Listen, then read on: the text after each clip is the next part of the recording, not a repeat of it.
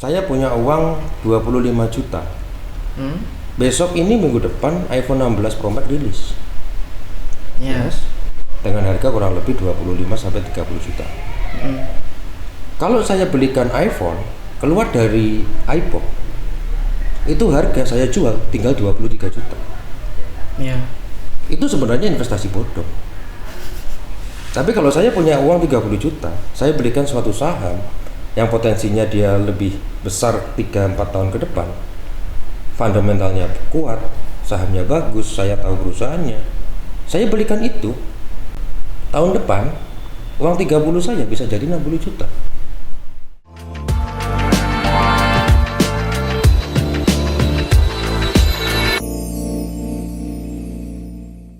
Oke, halo Sobat Muria semuanya. Kali ini kembali lagi untuk di podcast, ada di Muria Podcast, di mana kali ini tentunya kita akan membahas putar investasi pasar modal di kalangan Gen Z ini. Jadi buat teman-teman semuanya, buat teman-teman Gen Z terutama yang nonton video ini, nanti kalian pantengin aja mulai dari awal sampai akhir karena kita akan membahas seputar investasi, seputar pasar modal, dan mungkin buat teman-teman yang masih sulit untuk membedakan antara judi online dan juga saham itu seperti apa, terus kemudian pasar modal nanti seperti apa, saksikan terus videonya sampai akhir karena nantinya di spesial kali ini kita ada kedatangan tamu dari salah satu praktisi yang ada di dunia pasar modal sejak tahun 2016 dan sudah bersama dengan saya Bahtiar. Di sini sudah ada beliau Pak Yoga. Halo, selamat siang ini ya Pak Yoga ya. Selamat siang. Oke, ini kita sama Pak Yoga teman-teman. Jadi nanti kita akan membahas secara lebih lanjut terkait investasi pasar modal itu seperti apa, dan karena teman-teman Gen Z ini sendiri Pak Yoga, apalagi saya sendiri ya, ini untuk teman-teman Gen Z zaman sekarang itu kita suka sama sesuatu yang memang serba instan. Apalagi untuk investasi, mungkin it's okay kalau misal investasinya untuk yang jangka pendek, tapi jangka panjangnya ini mungkin kita masih mempertimbangkan tentang resikonya, terus kemudian terkait dengan apalagi investasi yang mungkin sekarang kita masih ada pertimbangan terkait dengan resikonya untuk kedepannya nanti seperti apa. Nah, mungkin untuk memulai sesi kita di kali ini, mungkin bisa dibahas terlebih dahulu nih Pak. Apa sih yang dimaksud dengan pasar modal itu sendiri? Dan apakah pasar modal, saham dan juga judi online yang sekarang marak di kalangan Gen Z sendiri itu ada perbedaan, dan mungkin perbedaannya seperti apa? Mungkin bisa dibuka terlebih dahulu Pak. Mungkin yang pertama dari Mas Bahtiar kan, gejolak saat ini generasi Gen Z itu kan bonus demografi ya pertama ya. Benar. Itu ya udah luar biasa banget, udah banyak banget dia. Makanya kemarin ketika saya melihat salah satu informasi, memang judi online sudah mendapatkan darurat ya. Benar. Darurat krisis. Jadi sebenarnya pengenalan pasar modal kepada Gen Z ini sebenarnya yang harus kita masifkan di sini. Nah, kenapa? Jadi investment di dunia saham itu sebenarnya semudah saat kita itu seperti bermain judi online. Kenapa? Tinggal ngeklik doang. Benar. Tinggal ngeklik doang. Kalau dulu di tahun 2007-2006 mungkin kita harus ke Jakarta dulu. Benar, kita harus ngurus administrasinya secara langsung ya. Lalu kita dikirimin juga bukti pembelian sahamnya dan lain-lain. Tapi sekarang sudah ada yang namanya online trading, ya kan? Nah, makanya disitulah yang membuat mungkin teman-teman Gen Z sekarang itu masih belum memiliki pandangan bahwa saham itu apakah bisa dibuat instan. Gitu kan? Itu sangat bisa sebenarnya. Karena saya sendiri sebagai pelaku pasar modal dengan kategori one day trade juga bisa mendapatkan keuntungan dari saham tersebut. Jadi sebenarnya kalau pasar saham itu sebenarnya sudah menjamin kita untuk investasi yang cukup aman. Ya, mulai dari OJK, LPS, lalu juga ada dari beberapa sektor juga dari Bapepti juga membackup kita, dan undang-undang bursa juga pun membackup kita, keamanan pasar modal pun sudah cukup aman bagi kita, sehingga tidak ada alasan lagi lah kalau kita tidak mengenal pasar modal seperti itu. Jadi terkait pasar modal berarti beda sama yang mungkin marak di kalangan Gen Z zaman sekarang kan sama judi online itu. Berarti beda ya Pak ya? Beda. Pengertiannya berbeda ya? Beda. Jadi lebih aman dan lebih secure-nya itu di pasar modal itu sendiri. Benar. Oke, dan mungkin untuk kalangan Gen Z zaman sekarang itu kita kan lebih dekat sama yang namanya teknologi juga. Betul. Apalagi kita ada akses digital, kemudian kita bisa mengakses lebih mudah. Apalagi kita kan terlahir memang di tengah-tengah lingkungan yang dimana teknologi ini sudah berkembang. Mungkin berbeda saya generasi saya sama Pak Yoga ini mungkin sedikit berbeda ya. Betul. Kalau generasi saya ini kan memang benar-benar apalagi saya juga Gen Z juga ini kan lebih ke teknologi itu kita udah mulai tahu, kita mulai belajar dari sana. Nah mungkin apa sih yang membedakan dan apa kira-kira faktor yang mungkin Pak Yoga sendiri tahu kenapa saham ataupun pasar modal itu sendiri menjadi sesuatu hal yang mungkin kurang menarik bagi kalangan Gen Z? Karena kebanyakan Gen Z itu lebih sering atau mungkin lebih condong, lebih prefernya mereka itu ke sesuatu yang lebih instan. Yes. Dalam artian di sini adalah judi online itu tadi dibandingkan saham. Yes. Padahal sebenarnya saham itu lebih menjanjikan sebenarnya. Oke. Mungkin gambarannya seperti ini. Judi online itu kan menjanjikan kemenangan.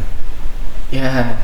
Mungkin sepintas saya melihat beberapa literasi tentang judi online, dia ada yang beli namanya buy spin kalau nggak salah, yang di dalamnya menjanjikan keuntungan. Yes. Tetapi saham tidak memiliki part itu. Sehingga saham itu memiliki karakteristik supply dan demand yang sudah tertera di dalam online trading kita. Ada bid ask-nya di situ. Tapi kalau judi online dia lebih kepada psikologinya adalah bermain. Permainan judi online ini sangat kuat karena mereka diiming-imingin buy spin, max win, JP.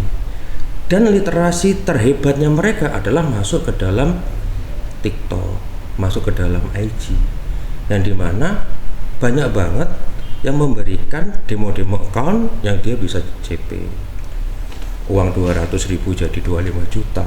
Wah. Dalam waktu hanya mencet-mencet doang.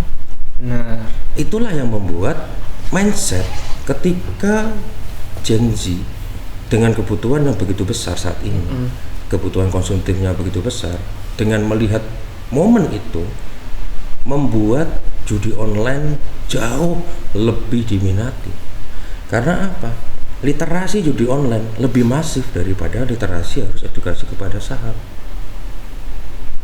Oke. Berarti karena mungkin seperti yang tadi disampaikan juga terkait judi online sendiri itu mungkin kan sudah mulai masuk ke beberapa media sosial juga. Betul. Ya. Itu yang mungkin yang menjadi hal yang kenapa lebih banyak untuk kesananya tergiring ke sana karena banyak opini atau mungkin salah satunya mungkin ada di lewat aplikasi. Betul. Itu ada yang mereka sebagai ini ya sebagai pemilik akun gitu. Yes. Pemilik akunnya ngajakin kita ayo main gini. Betul. Nanti kasih slot seperti ini. Yes. Terus nanti dapat keuntungan segini, kamu punya uang segini nanti kasih segini kayak gitu. Sedangkan kalau misal di saham sendiri kan kita harus ada pertimbangannya, kita harus mantau juga. Apalagi salah satunya itu ada di kripto itu. Yes. Saham ya. Kalau di kripto memang cryptocurrency itu kan memang spot market ya. Spot market itu kan dia juga memiliki karakteristik sama seperti saham. Yang dimana dia ketika disimpan dengan volatilitas yang diciptakan sesuai dengan kondisi market, dia bisa naik dan turun dan tidak hilang modalnya. Kalau investasi, garis merahnya adalah kita memberikan modal kita. Ketika harga itu turun, uang kita tidak lenyap. Kalau kita jual, baru uang itu lenyap.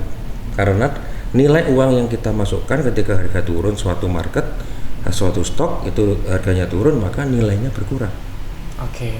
Tapi uangnya tidak hilang. Ketika kita melakukan aksi penjualan dengan harga yang berkurang itu tadi, barulah uang kita akan hilang. Atau bahasa kerennya itu adalah cut loss. Seperti itu. Ini buat teman-teman Gen Z ini ya. Buat kalian yang biasanya masih memilih untuk di judi online, karena kalau kalian judi online, uang kalian tuh harus akan hilang, teman-teman. Beda kalau misal kalian di saham, terus kalian investasi di saham, investasi di pasar modal, uang kalian tuh tetap ada dan bahkan akan bisa cenderung berkembang juga. Betul. Karena saham dari perusahaan itu akan selalu berputar karena dan mungkin saham itu bisa dikatakan sesuatu yang mungkin lebih menjanjikan dibandingkan judi online yang teman-teman sekarang sedang geluti. Misal kalian pengen slot, nah nih kasih slot 100.000 nanti tiba-tiba dapat 200.000, itu baru sekali. Kalau untuk yang kesempatan kedua dan ketiga kalinya belum tentu teman-teman. Betul. Oke, nah mungkin sembari ke sana kita membahas seperti itu di kampus sendiri, Pak. Oke. Apalagi di saya sendiri ini kan sebagai mahasiswa dari Fakultas Ekonomi juga. Dan saya juga cenderung untuk mempelajari terkait dengan saham, terkait dengan pasar modal itu sendiri, ada di manajemen keuangan. Dan apalagi di Fakultas Ekonomi di Universitas Mirah Kudus ini, kita juga ada yang namanya galeri investasi. Nah, galeri investasi itu dikelola sama teman-teman dari kelompok kajian pasar modal. Atau di kita itu namanya KKPM. Gimana? Kita di sana itu kita melayani untuk open account. Nah, salah satunya untuk bisa masuk ke saham, masuk ke pasar modal, kita setahu saya, informasi yang saya peroleh itu kita pakainya dari Trimegah. Trimegah bener ya? Nah, itu kita pakai sekuritasnya dari Trimegah itu sendiri untuk mengakses ke sana, untuk masuk ke pasar modal itu sendiri. Nah, mungkin sembari kita membahas tentang pasar modal itu sendiri, bisa diperjelas apa sih kelebihan ketika kita berinvestasi di pasar modal itu sendiri? Mungkin gambarannya sesimpel ini ya, Mas Baktiar. Mungkin Gen Z sekarang mungkin lebih berperang itu sebenarnya terhadap waktu. Ya. Karena apa ya? Saya bukan untuk mendeskripsikan salah satu aktor atau siapa, saya tidak. Karena memang flexing yang berada di media sosial saat ini cukup kencang. Ya. Jadi ada yang kaya di usia muda dari kripto, kaya di usia muda dari saham, kaya usia muda dari forex, ya, atau bahkan tapi saya belum dapat dengar itu kaya usia muda dari judi online. Ya, belum ketemu aktornya sampai sekarang dan belum divalidasi dia bisa kaya dari judi online. Ya, lalu berikutnya ketika waktu itu bertarung dengan kemauan Gen Z yang serba instan, membuat investasi itu sebagai part yang jauh dari pilihan. Kenapa? Ketika investasi kita melawan waktu. Perkembangan suatu perusahaan itu membutuhkan kuartal by kuartal. Pertumbuhan ekonominya, pertumbuhan penjualannya, harga wajar suatu saham, kita harus lihat semuanya dari situ. Lalu bahkan prospek perusahaan 2-3 tahun ke depan pun kita harus lihat. Ya kan? Jadi kalau kita bicarakan tentang investasi, menariknya seperti apa? Investasi itu ibarat kata kalau zaman Covid dulu adalah sepeda. Pada ingat ya, Gen Z ya. Pada Covid tiba-tiba muncul hype baru yang namanya sepeda. Dulu sepeda harga 1 juta, 2 juta. Ketika hype naik semuanya. Jangankan sepeda yang 1 juta bisa jadi 5 juta, ya kan? Bahkan yang jadi barang yang dulunya kuno aja harganya bisa puluhan juta. Itulah saham. Algoritmanya sama seperti itu. Ketika kita membeli suatu saham, kita melihat suatu perusahaan ini memiliki potensial yang cukup besar di suatu waktu, kita tinggal beli, tinggal tidur, jadi orang kaya. Nggak ngapa-ngapain loh kita. Benar. Iya, masuk akal ya, benar. Iya. Beda sama teman-teman yang Gen Z saat ini sedang sibuk dengan judi online-nya kan. Ngapain gitu? Berharap 100.000 jadi 10 juta dari mana? Logically-nya udah nggak masuk, dan banyak banget yang sudah membahas tentang judi online ini. Jadi teman-teman semua kalau ingin mendapatkan instan, Anda belajar di dunia saham ini ada 2 versi. Satu, investasi di saham. Artinya kita membeli suatu company berdasarkan kompetitif perusahaan, proyek perusahaan 3-5 tahun ke depan, dan serta fundamental perusahaan ini seperti apa. Tapi kalau kita membeli suatu saham ini asas dasarnya itu adalah berdagang, kita membeli suatu perusahaan yang sedang harganya murah, pergerakannya ramai, beli di murah, jual sedikit mahal. Instan juga. Instan, sama-sama instannya juga instan. Ya. Benar. Tapi yang sahamnya lebih halal. Kenapa? Ada bid asli. Ada permintaan dan penawaran yang terbuka. Oke. Gitu sih. Oke, nah ini jadi pembahasan yang cukup menarik karena kalau kita masalah saham terus kita salah satunya itu kan ada yang kemarin mungkin lagi naik juga kan. Betul. Dari kripto juga. Nah ini kemarin mungkin sempat dengar terkait masalah yang affiliate itu. Nah dimana mereka itu mengajak untuk beberapa pengguna akun untuk menggunakan saham bermain kripto dan lain sebagainya, tapi dengan kode referral dari mereka. Betul. Nah, mungkin terkait dengan hal tersebut sampai akhirnya banyak orang yang merasa mereka ditipu dengan permainan tersebut. Nah, dari Pak Yoga sendiri menanggapi hal tersebut itu seperti apa? Oke. Yang terbiasa menggunakan hal seperti itu adalah udah identiknya dengan perjudian. Why? Affiliate itu akan diset sedemikian rupa. Lu akan dikasih kekayaan, semu, lu dikasih supercar, lu dikasih apa untuk marketing. Oke. Akhirnya orang akan terinfluence. Ini gimana sih caranya mudah kaya banget nih? Nih, caranya pakai itu. Nanti masukin kodenya ini. Nanti masuk dalam grup premium saya. Nanti saya kasihkan kode-kodenya, lalu saya kasihkan sinyal di situ, lalu kalian akan bisa kaya seperti saya. Sebenarnya yang menjadi sudut pandang yang salah saat ini adalah Gen Z lebih melihat orang muda kaya bukan bagaimana cara prosesnya dia. Benar. Tapi soft view-nya para Gen Z ini adalah dari resultnya benar. Akhirnya itu kira-kira apa yang dia dapetin ya? Yes. Padahal hampir setiap 10 tahun sekali dunia financial product pasti memunculkan orang kaya baru. Setiap 10 tahun sekali. Setiap 10 tahun sekali. Gak percaya 2008 kita mulai krisis. Lalu di tahun 2019 muncul lagi yang namanya COVID-19. Setiap krisis selalu muncul orang kaya baru. Hampir 10 tahun sekali. Berarti itu lebih ke gimana pemanfaatan peluang. Yes. Momen-momennya itu. Betul. Ya. Nah, terus terkait dengan hal tersebut berarti kan kemarin banyak tuh dari kasus afiliasi. Terus kalian mau nanti seperti ini. Terus bahkan sampai sekarang nggak hanya terkait dengan investasi di pasar modal atau main saham, main kripto dan lain sebagainya. Nggak hanya itu. Tapi zaman sekarang ini kan juga ada yang namanya afiliasi di beberapa e-commerce juga. Dan ternyata mereka banyak tuh yang merasa ternyata profit yang aku harapin seperti ini ternyata nggak bisa dapat seperti ini.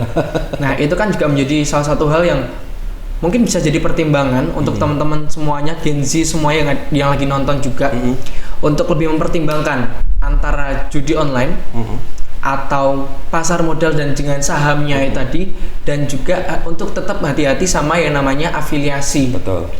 Benar kan? Nah, terus terkait dengan hal tersebut, kira-kira dari Pak Yoga sendiri setuju nggak kalau misal ada pernyataan yang menyatakan bahwa kamu akan menjadi seseorang yang paling kaya atau setidaknya kamu bisa mencukupi semua kebutuhan kamu hanya dengan berinvestasi pada pasar modal. Setuju nggak Pak? Sangat setuju. Karena karenanya ini ya. Mungkin kalau saya mengatakan karena, saya akan menjawab mengapa. Karena mengapa? Mengapa tidak? Gitu ya. Karena gini, suatu financial product pasti memiliki masa demi masa yang saya sampaikan tadi. Hampir setiap 10 tahun sekali dia akan mengalami perputaran. Ya. Ketika anggaplah saya punya uang 25 juta. Besok ini minggu depan iPhone 16 Pro Max rilis. Yes. Dengan harga kurang lebih 25 sampai 30 juta. Kalau saya belikan iPhone keluar dari iPod, itu harga saya jual tinggal 23 juta. Ya. Itu sebenarnya investasi bodong. Tapi kalau saya punya uang 30 juta, saya belikan suatu saham yang potensinya dia lebih besar 3-4 tahun ke depan, fundamentalnya kuat, sahamnya bagus, saya tahu perusahaannya, saya belikan itu, tahun depan uang 30 saya bisa jadi 60 juta. Ya. Lebih menjanjikan kan? Dibandingkan untuk kita membiayai itu tadi, membeli suatu produk yang keluar dari tokonya saja harganya sudah hancur, ya kan? Itu ibarat kata kita investasi dari segi gengsi, bukan investasi dari segi fungsionalnya. Benar. Ya, dan sedangkan untuk saham ini adalah bagaimana kita mencukupi kebutuhan kita sehari-hari, kebutuhan kita beberapa tahun ke depan. Dengan kita berinvestasi di saham, perusahaan akan terus bertumbuh. Dia akan membagikan dividen setiap tahun. Dia ada selisih harga, naik terus harganya. Sudah dapat gain, dapat dividen, ya kan? Belum lagi nanti kalau suatu perusahaan melakukan stock split, di mana satu lotnya bisa jadi 4 lot. Keuntungan berlipat sudah menjanjikan kita di dunia saham. Tetapi semua itu kalah dengan literasi di media sosial yang dimana mengatakan pengen kaya cepat, seperti inilah caranya. Oke. Nah, benar sih, benar menarik juga kalau misal kita bahas terkait dengan saham dan pasar modal sendiri. Nah, mungkin kalau misal pengalaman sendiri ya, dan juga ada dari teman-temanku juga bahwa mereka yang main saham itu mereka cenderung mengalami yang namanya ini apa sih kayak panik, loss. Okay. Kadang kan ketika dia mantau ternyata pas hari ini katakanlah bisa plus, tapi besok ternyata minus. Akhirnya dia mau nggak mau, wah ini udah minus nih, kayaknya nggak bisa profit dan lain-lain. Akhirnya mereka jual lah. Akhirnya dengan kata lain itu menjadi salah satu hal yang mungkin menjadi bentuk kenapa Gen Z itu nggak terlalu tertarik untuk ke pasar modalnya sendiri. Karena kita harus tetap mantau. Terus kalau misal kita rugi nanti seperti apa, padahal kita sendiri belum tahu nih kira-kira yang namanya forecast-nya ini, ramalannya kira-kira ke depannya nanti apakah saham yang kita beli dari perusahaan A itu dia akan terus naik atau cenderung menurun. Nah, mungkin ada nggak nih Pak, gimana sih cara kita untuk memilih kira-kira saham mana yang terbaik untuk kita pilih ketika kita mau melakukan investasi? Betul. Jadi kita tahu nih, oh si ini cenderung memberikan profit. Dan kedepannya pun ini menjadi salah satu hal yang menjanjikan dari saham yang kita beli dari perusahaan tersebut. Mungkin ada pertimbangan atau mungkin hal sendiri yang perlu kita perhatikan. Oke, pertanyaannya cukup luar biasa ya. Ini mungkin sekalian sedikit mengedukasi juga pada generasi Z ini agar lebih mau belajar dan melek kepada saham ya. Mungkin kalau dikatakan bagaimana caranya kita mengantisipasi ketakutan, kepanikan ketika harga saham itu turun. Benar. Pertanyaan saya, kembali lagi, kenapa Anda harus takut kalau Anda tahu apa yang Anda beli? Contoh seperti tadi, Mas Baktiar beli itu iPhone 16 Pro Max, keluar dari toko, sudah tahu kalau dijual lagi tinggal 23 juta. Benar. Mas Baktiar panik nggak? Panik. Ya nggak panik sih, karena udah tahu. Udah tahu kan? Udah tahu nantinya akan seperti itu. Key-nya di situ. Kebanyakan Gen Z sekarang adalah membeli saham berdasarkan rekomendasi teman. Betul. Pom-poman dari medsos, ya kan? Dan juga ada influencer tanpa mengetahui ini saham apa sih. Main beli aja. Ketika turun jelas panik. Kenapa panik? Saya tidak tahu. Terus ditambah lagi dengan FOMO, ketakutan. Nanti kalau nggak bisa balik lagi gimana ya? Nanti kalau nggak bisa balik lagi gimana ya? Makin turun gimana ya? Akhirnya mereka membuatkan bad experience bahwa saham itu bisa membuat uang saya hilang. Nah itu.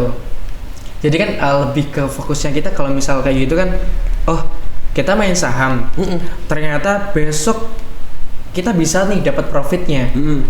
Kadang juga ada misal kita pas saham itu lagi naiknya, kita langsung panik, ada panik juga nih, panik untuk segera ngejual supaya kita cepat dapat profitnya dari sana. Betul. Padahal kalau kita simpan terlebih dahulu, kemungkinan profit yang kita terima itu jauh lebih besar. Betul.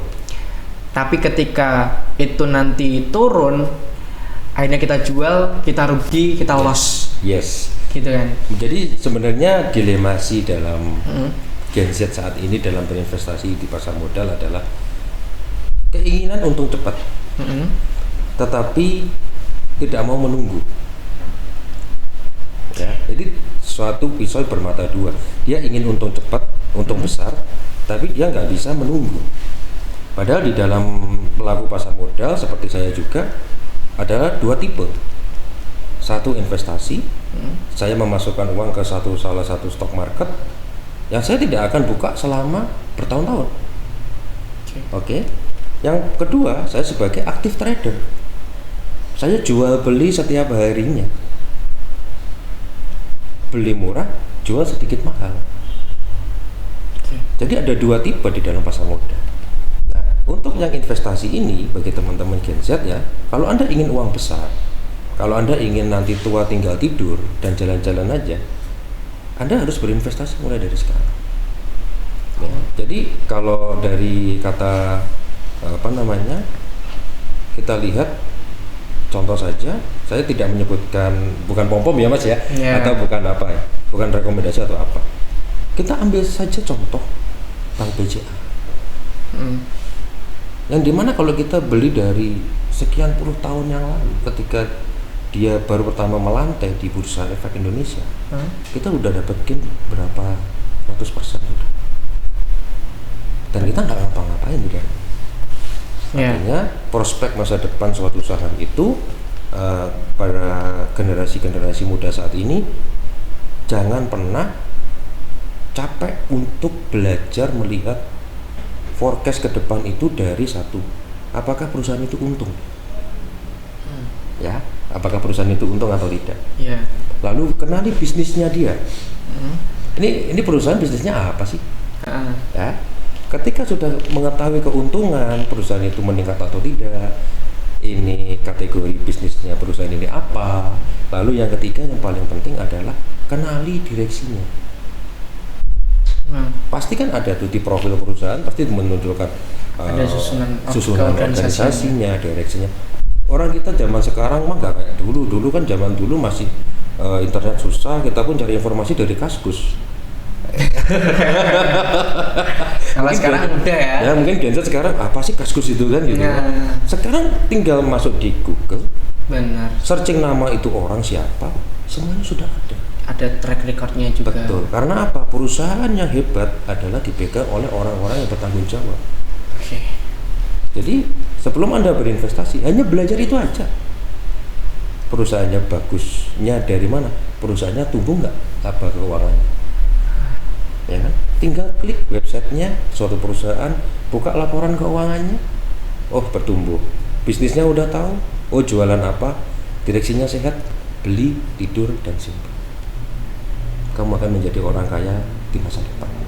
Oke, keren. Ini itu juga jadi kata-kata hari ini teman-teman ya.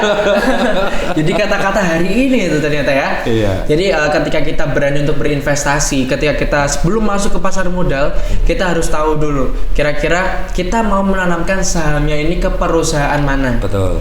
Kira-kira nanti perusahaannya nanti seperti apa dan lain sebagainya, mulai dari laporan keuangannya, kemudian dari susunan organisasi di perusahaan tersebut, dari direksi sampai ke staff-staffnya pun kalau misal kalian perlu itu sekalian dicari sekalian. Terus habis itu juga lebih ke bagaimana perkembangan di setiap tahunnya dari perusahaan tersebut. Jadi teman-teman sudah dapat dipastikan bahwa kalian akan menjadi salah satu orang yang berhasil di pasar modal itu sendiri. Betul.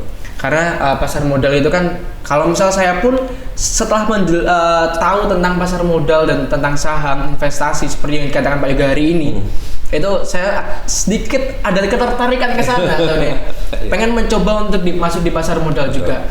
Dan Mungkin dari Pak Yoga sendiri ini kan sebagai salah satu praktisi di dunia pasar modal sendiri sejak 2016 sampai sekarang itu berarti sudah sekitar 8 tahunan. Iya, kurang lebih 8. Nah, dalam selama Bapak sudah masuk di dunia pasar modal ini sendiri, kira-kira sudah adakah mungkin ada membentuk sebuah komunitas atau organisasi yang mungkin sampai sekarang sudah berkembang, aktif, terus kemudian masih dikelola? Ini mungkin bisa di-sharing-sharing sama teman-teman, Pak. Untuk saya sendiri sih sebenarnya dulu merintis di dunia saham itu karena awalnya tuh kepo. Yes. Jadi waktu hari Minggu lihat nonton TV kok ada berita tentang saham gitu. Disitulah rasa ingin tahunya tentang saham itu apa sih. Jadi Gen Z zaman sekarang, saya pun kalau bisa ditarik ke belakang, saya pengen kenal saham itu dari umur 12-15 tahun lah. Kenapa gak jauh-jauh dari? Iya. Ya? Kenapa saya sudah hampir separuh masa umur muda saya habiskan di dunia yang notabene saya belum kenal saham, kok baru kenal saham beberapa tahun yang lalu. Di situ mungkin penyesalan saya yang terbesar. Lalu berikutnya, ketika sudah tahu seperti apa pola kerja saham, saya mulai mendirikan beberapa komunitas yang secara offline maupun online ya. Untuk saat ini saya memiliki salah satu komunitas yang bernama itu adalah GRC Family. GRC Family. Ya, GRC Family sendiri itu adalah komunitas yang saya bentuk dan saya legalkan sejak tahun 2023. Yang itu secara member dan anggota di komunitas itu sudah mencakup seluruh Indonesia, atau bahkan ada yang terjauh itu di Korea ya, ada dari Korea dan dari Malaysia juga ada anggota member saya. Jadi GRC Family ini saya bentuk memang seperti ini. Di dunia saham kita harus membutuhkan suatu ekosistem yang sehat. Kalau bahasa Gen Z-nya adalah circle kalau ya. Bentuk-bentuk circle betul, gitu ya. Karena apa? Anggaplah nih, kita sebagai trader aktif harian, kita sebagai orang yang day trade. Ketika kita gagal mendapatkan profit pada hari itu, kita curhat ke pacar, malah diomelin. Ngapain sih buang-buang duit gitu kan? Mending bisa buat nonton, ya kan? Beda, spekulasinya beda. Gitu ya kan? Persepsinya beda, benar. Kan kebanyakan seperti itu kan? Curhat ke istri, ngapain sih kamu punya uang kok dibuang-buang gitu kan? Sehingga mentality seseorang pelaku pasar modal tidak akan pernah bisa stabil, bahkan cenderung menurun juga makanya karena mendapatkan judgement tadi. Karena apa yang dikatakan Mas Baktiar tadi adalah ketika kita sudah mengalami loss, bukannya kita makin bangkit tapi makin meninggalkan. Karena apa? Tidak ada circle positif yang mendukung. Padahal kesalahan sekali kita salah di saham bukan berarti itu kiamat bagi kita. Lebih kiamat lagi kepada judul kan. Sekali klik buy spin nggak ada apa-apanya, hilang itu duit. Hilang. Tapi nggak jerah tuh. Nah itu sebenarnya tuh itu teman-teman menjadi hal yang menjadi fokusnya kita. Judi online ya kan. Udah judi online, hari ini kita profit, besok kita loss, kita hilang, tapi kita tetap main terus. Sedangkan kalau kita di pasar modal baru loss sekali langsung meninggalkan. Iya. Kita nggak ada ketertarikan atau mungkin kita katakan ketergantungan di sana. Sedangkan kalau misalnya kita di judi online tuh benar-benar kenapa kok kita bisa setergantungan itu? Iya. Karena itu kan circle. Benar. Ya kan? Kita nongkrong yuk ke suatu tempat. Gabut nih ngapain? Ngeslot aja yuk. Siapa tahu nih 50 bisa jadi 5 juta. Blaming seperti inilah yang membuat judul-judul itu semakin berkembang. Tapi kenapa tidak ada yang mau nge-blaming bahwa bro, besok beli saham apa ya? Asik ya, kan? Ya, keren ya. Gen Z loh. Gen Z nggak main saham. Aduh. Masa Gen Z sekarang emang mau kerja panas-panasan? Nggak mau sih. Kita mending berarti lebih enak kita investasi di pasar modal, kita beli saham. Betul. Apalagi kalau misal kita bahasa tongkrongan, beli saham yuk.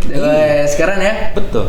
Loh sekarang anak-anak muda zaman sekarang saya aja salut karena setiap hampir circle saya tongkrongan di mana-mana, bahasanya udah nggak lagi bahas-bahas yang nggak gitu-gitu. Hal yang nggak penting. Iya, bahasnya malah udah kita nganalisa, ini perusahaan ini laba keuangannya udah gede loh.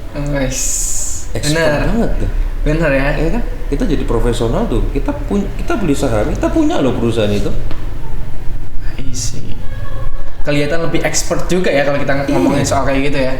Daripada kita ngomong, slot deh. Ya kita, slot gak hari ini? Iya dong. Slot ya. Kerennya lebih di mana? Mana benar. Lebih keren lagi kalau misalnya kita, yuk main saham yuk. Saham kamu kemarin gimana? Dapat berapa? Naik gak? Profit gak? Keren ya. Daripada gimana kamu slot? Waduh, motor hilang. Motor kus kadol. Bagi sertifikat rumah sampai nanti kalau misalnya kita terus-terusan main slot, karena slot itu juga bisa dikatakan profit ketika emang kita berhasil di sana, ketika kita emang tebakan kita sesuai teman-teman. Tapi kalau misal nggak sesuai itu kan malah jadi bumerang juga buat kita. Beda kalau kita main saham. Yes, karena psikologi gambler dengan psikologi saham jauh berbeda. Nah, itu. Psikologinya saham itu adalah berdagang. Saya beli telur tahun 2024 harganya 30.000. Saya jual telur ini di tahun 2025 jadi 35. Psikologi. Oke. Ketika telur ini terjadi musibah, krisis dan lain-lain jadi 28.000, saya juga harus beradaptasi. Tapi apakah setelah saya menjual telur ini rugi menjadi, terus saya akhirnya stop jadi penjual telur? Ya. Okay. Enggak kan? Enggak. Kenapa enggak? Karena ada dorongan dari lingkungan. Karena case krisis ini hanya enggak setiap hari loh. Ya, benar kan? Benar. Harga cabai naik enggak mungkin setiap hari kan? Benar. Harga telur naik enggak juga setiap hari juga kan? Turun pun juga enggak setiap hari juga. Ada momen-momen yang dimana harus harga pasar itu kompak untuk turun dan naik. Oke. Tetapi kalau judi online udah pasti. Kau depo 100 kali, kau profit cuma 2 kali. Kehilangan uang 10 juta, profitnya 2 juta. Tapi udah traktir teman-teman. Lupa kalau lossnya udah 10 juta. Benar. Rugi dong. Rugi dong. Iya, jadi buat teman-teman semua Gen Z, sayangi uang Anda. Ngapain sih? Happy ke slot. Keren kagak. Ya kan? Jadi gembel iya gitu kan? Benar. Lebih baik kalian ke dunia pasar modal, Anda dijamin keamanannya, tinggal beli, tidur, uang Anda akan menjadi tumbuh dan berkembang. Oke, keren. Berarti lebih ke arah sananya juga ya. Betul. Karena kalau misal kita terkait dengan pasar modal, terkait dengan saham itu sendiri, itu kan pasti juga ada hal yang kita pertimbangkan juga ya. Betul. Karena nggak selalu saham itu dia naik, nggak selalu dia turun. Betul. Semuanya pasti ada momen-momennya tersendiri. Yes. Seperti ekonomi juga ya Pak ya. Betul. Pasar ekonomi juga seperti itu ya. Karena kan kalau misal tadi mungkin kita bahas soal yang sepeda di pas COVID dan lain sebagainya. Kalau misal kita beli sepedanya sebelum COVID, kita jual pas COVID, kita juga dapat untung. 5 kali lipat, 10 kali lipatnya karena lingkungan juga mendukung juga kan. Betul. Momennya juga ada dan lain sebagainya. Mungkin itu yang jadi pertimbangan dari teman-teman Gen Z zaman sekarang. Mereka belum tahu kira-kira nanti pasar ekonomi itu akan seperti apa. Betul. Perjalanannya seperti apa, ada naik, ada turun, ada momen-momen itu yang harus mereka pelajari juga. Betul. Sedangkan kalau misal mereka judi online itu kan emang dikatakan judi online kan menjadikan sesuatu yang instan. Fix rate. Benar, ada fixnya itu pasti kamu nanti pasti dapat uang segini. Katakanlah naruh slotnya 200.000, terus nanti dapat profitnya cuma 50.000. Cuma dapatnya kembalinya 50.000. Kita rugi sebenarnya. Ruginya tuh 150.000, tapi karena dia dapat 50.000-nya tuh seneng. Iya. Padahal aslinya itu kita rugi ya. Betul. Beda lagi kalau misal kita main saham. Betul. Meskipun saham itu kadang kita akan mendapatkan di mana angka ataupun value dari saham itu turun, mengalami penurunan, tapi sometimes penurunan itu juga akan menjadi perkembangan juga di saham itu. Oke. Betul sekali. Nah, mungkin kita katakanlah tadi mungkin sempat disinggung juga nih soal halal atau enggaknya dari investasi di pasar modal. Kalau misal kita namakan investasi, apalagi kalau misal kita membahas tentang keuangan, mungkin ada sebagian orang yang itu tuh riba nggak sih? Itu tuh halal nggak sih? Kayak gitu. Mungkin bisa dipertegas lagi nih Pak Yoga. Kira-kira kalau misal kita investasi di pasar modal, kita investasi saham dan lain sebagainya, kira-kira itu tuh halal apa enggak nih? Mungkin secara halal atau tidak. Kita gampangnya saja kalau kita belajar hukum dagangan Islam ya. Perdagangan itu syarat sah halal adalah harus terbuka. Permintaan, penawaran, transparan. Itu adalah garis merah dari transaksi saham. Makanya kenapa di OLT kita, di sektoral saham kita, di online trading kita, itu ada yang namanya bid dan ask.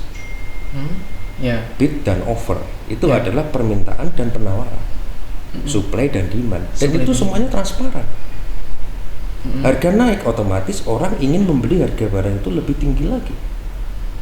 Betul kan? Orang nggak mau harga ini nggak naik, otomatis orang tunggu aja antri di bawah. Anggaplah nih ada satu telur, harganya saat ini 8.000, ya kan? Gara-gara telur ini turunan dari Arab mungkin, akhirnya langka kan? Benar. Akhirnya orang mau beli telur ini nih, dilelang. Ini nggak mau gua nawar 10.000, aku mau nawar 11.000, kan harga naik terus. Nah, itulah sebenarnya filosofi di mana perdagangan saham itu dikatakan halal karena transparansinya ada. Tidak ada transaksi yang tidak terlihat di dalam bursa, semuanya ada. Berarti bisa dikatakan bahwa investasi di pasar modal itu ataupun saham itu sendiri berarti halal ya? Sangat halal. Halal teman-teman. Jadi beda lagi kalau misal kalian main yang instan-instan itu bisa dikatakan nggak halal karena itu nggak ada transparansinya juga. Nggak ada. Karena kita benar-benar kayak main game juga kan. Kalau misal kita judi online itu kan kita lebih ke main gamenya, kira-kira nanti bener apa enggak. Terus ada tuh yang kayak kita nebak angka dan lain sebagainya. Itu kan kita nggak tahu tuh kira-kira nanti angkanya bener apa enggak. Bisa aja itu bisa di ini nggak sih Pak, kalau misal kayak di judi online itu di semacam ada manipulasinya.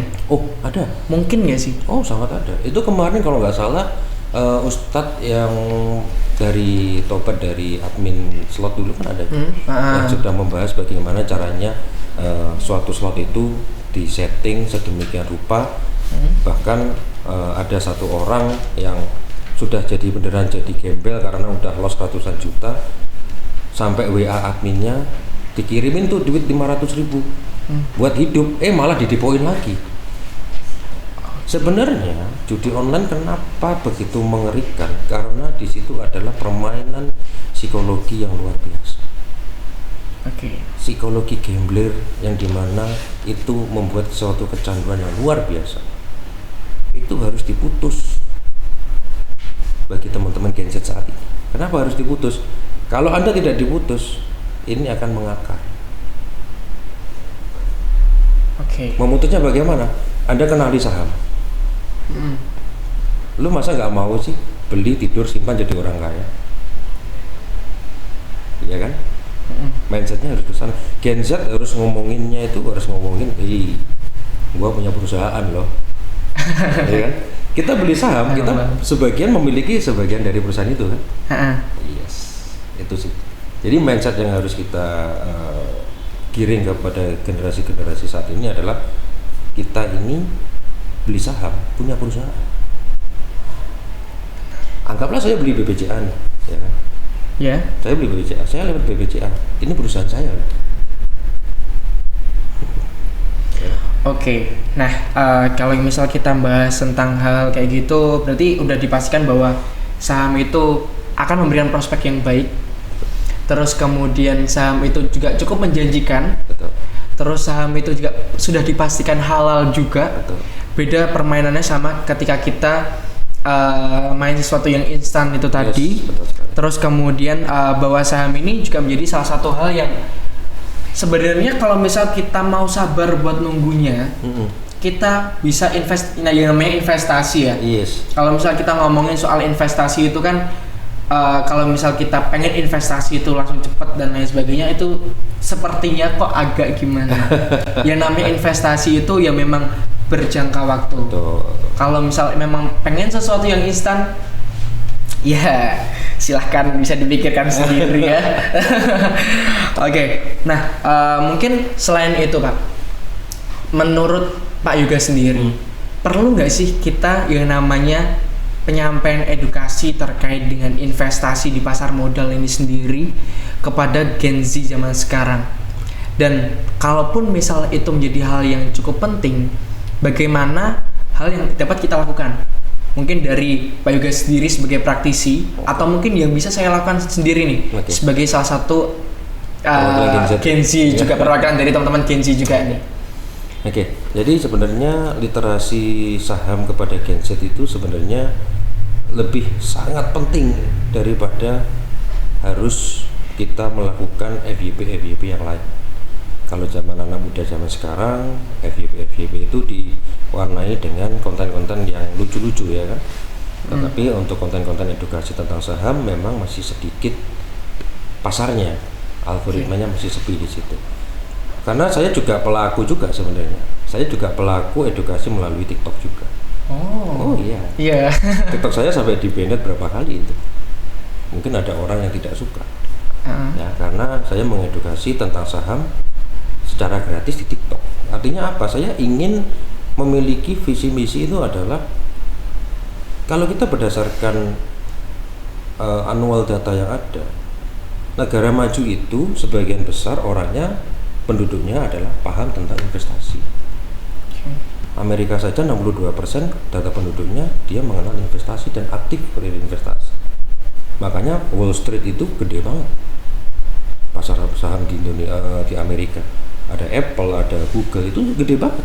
Karena 62% dari masyarakatnya pelaku pasar modal. Sedangkan Indonesia sendiri masih 2%. Masih minim ya. 2%, sangat-sangat minim ya.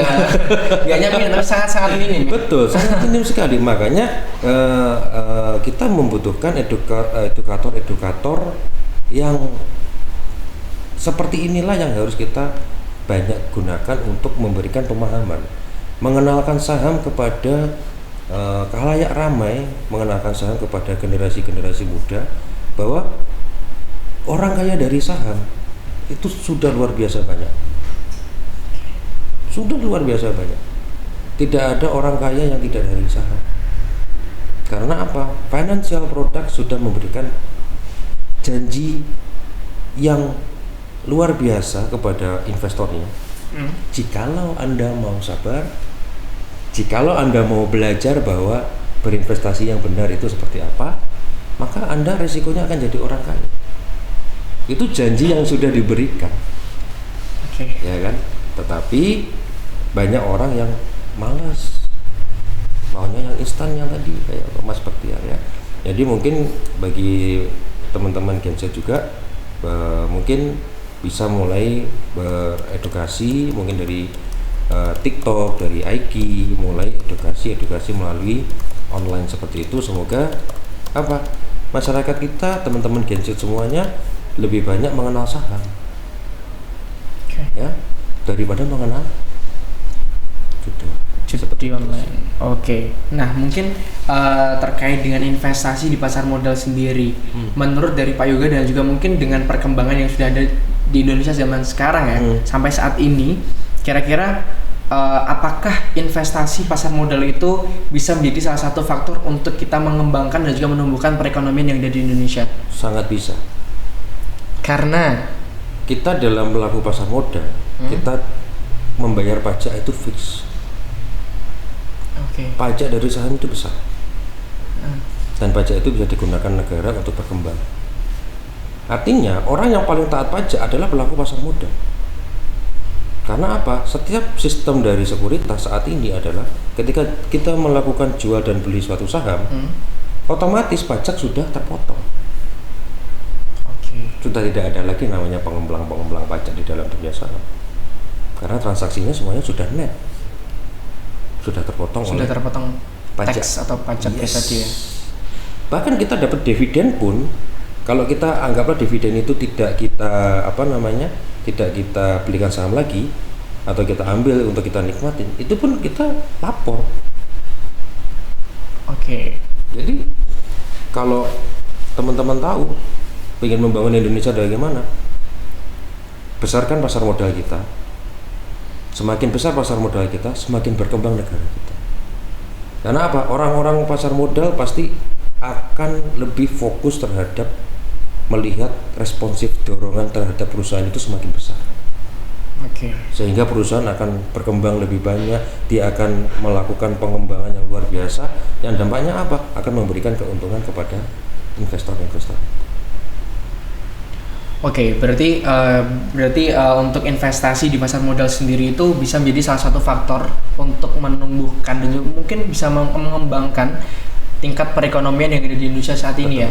Karena selain itu juga bisa mendapatkan memperoleh penghasilan juga nih buat kalangan-kalangan zaman sekarang, gak hanya untuk Gen Z juga. Betul. Tetapi untuk semua kalangan yang memang mereka sudah mengerti dan juga mau ada perasaan seperti itu, mau mencobanya itu ya Pak.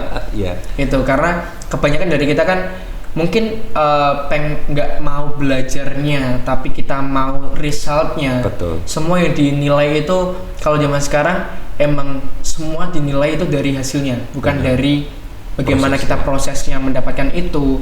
Kita jadi kaya nggak mungkin. Kadang tuh ada, dan mungkin bagi pelaku-pelaku saham ini bisa dikatakan bahwa mereka orang itu di rumah doang, nggak ngapa-ngapain. Saya nggak pernah tahu dia bekerja apapun. Dia nggak pernah berangkat pakai jas, pakai kemeja, pakai mobil dan lain sebagainya, enggak. Dia cuma di rumah duduk anteng setiap hari, dia ngopi dan lain sebagainya. Tapi kok dia bisa kaya? Nah, itu biasanya tetangga-tetangganya tuh kayak gitu. Padahal aslinya itu mereka juga salah satu aktivis juga di sektor pasar modal.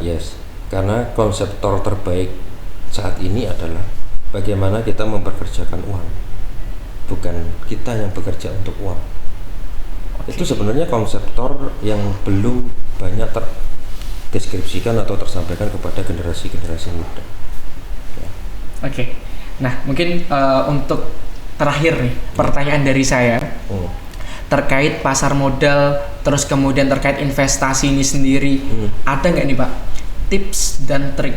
Karena Pak Yoga ini kan sebagai salah satu aktivis, sebagai salah satu praktisi juga di dunia pasar modal, bahkan udah berkiprah selama 8 tahun, hampir 8 tahun juga.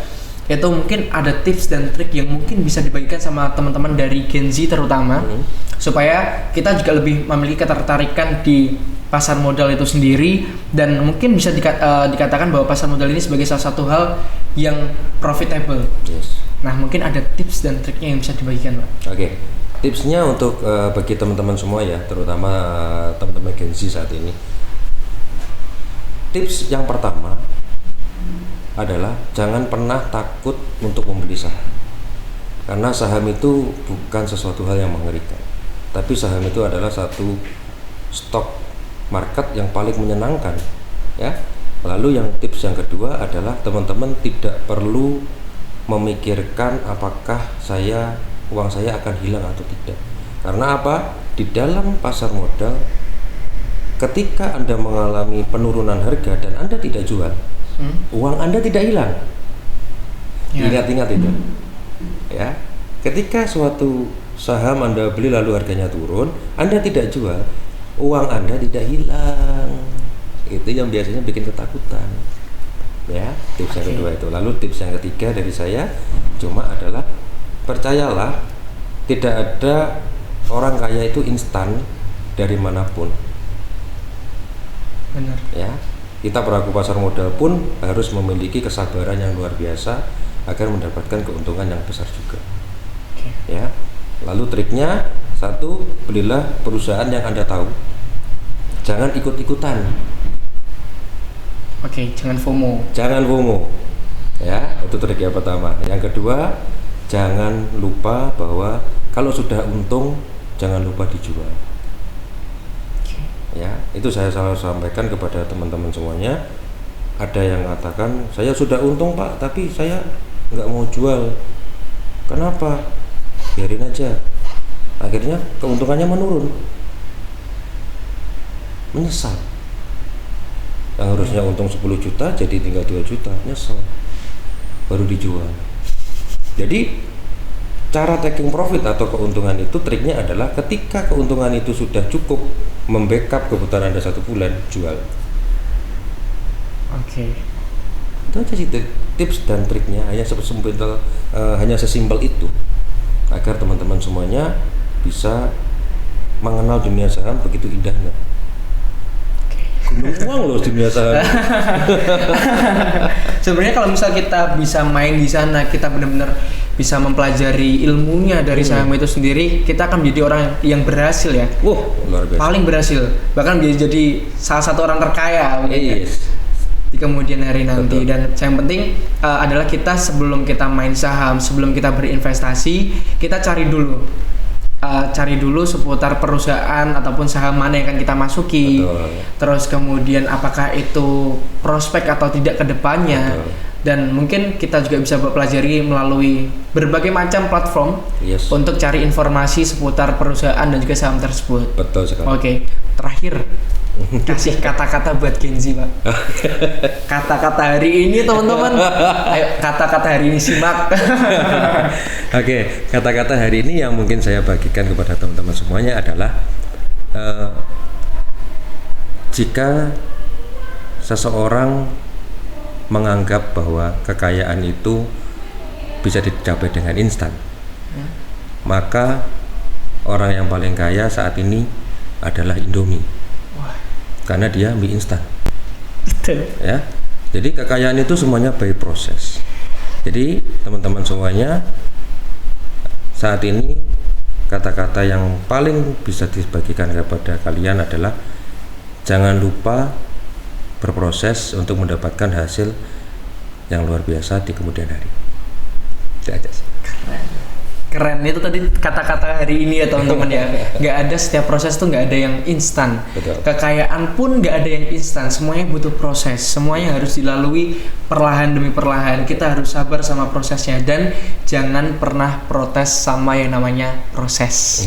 Gitu ya. Oke. Dan kita sudah ada di penghujung sesi kita kali ini dan sedikit saya sampaikan bahwa di Universitas Muria Kudus tidak hanya terkait dari fakultas saya sendiri, dari fakultas ekonomi, tetapi di Universitas Muria Kudus juga memiliki berbagai macam fakultas. Ada 6 fakultas dengan 17 program sarjana dan juga 4 program magister yang teman-teman bisa pilih dan sesuaikan dengan passion kalian. So buat teman-teman Sobat Muria semuanya yang mau mendaftarkan diri jadi bagian dari Universitas Muria Kudus, segera daftarkan diri kalian melalui link pmb.umk.ac.id karena tentunya UMK menjadi salah satu kampus yang favorit juga dan juga dengan slogannya Dignity, Quality, Integrity. Oke, sekian sesi kali ini saya cukupkan di sini. Saya Bahtiar dan juga di sini bersama dengan Pak Yuga. Saya cukupkan sesi podcast kali ini. Terima kasih dan jangan lupa ditonton sampai akhir ya teman-teman ya.